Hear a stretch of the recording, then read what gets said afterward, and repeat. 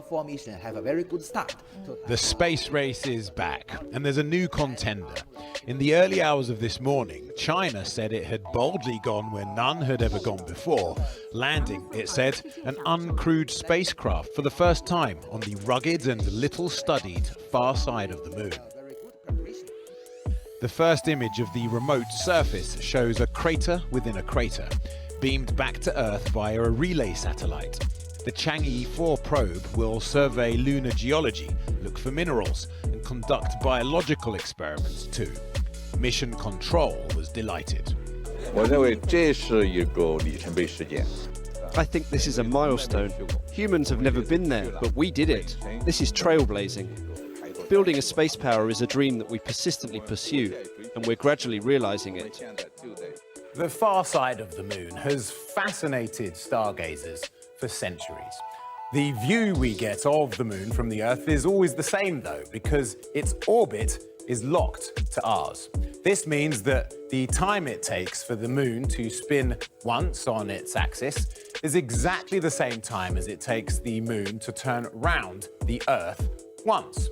Now, the moon's orbit is slightly elliptical, which means that from time to time we get a slightly different view.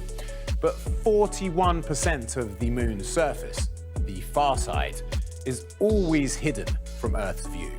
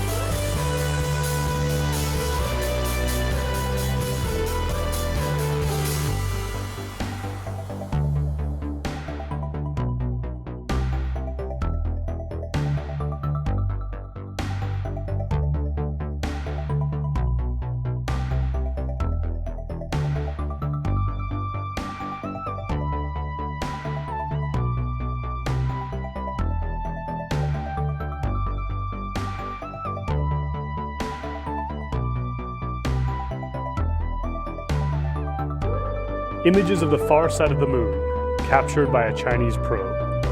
And with that, China has made history, making the first ever landing in that area. The touchdown of the Chang'e 4 probe is the most significant success of the Chinese space program so far. But China has even more ambitious plans for the future. It aims to catch up with, or even surpass, the US and Russia in the next decade by building a lunar palace and sending probes and rovers to Mars. So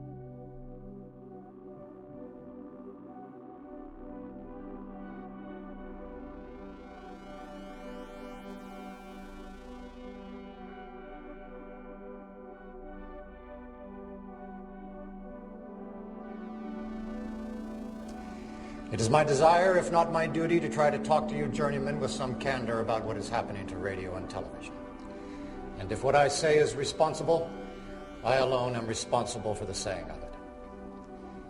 Our history will be what we make of it.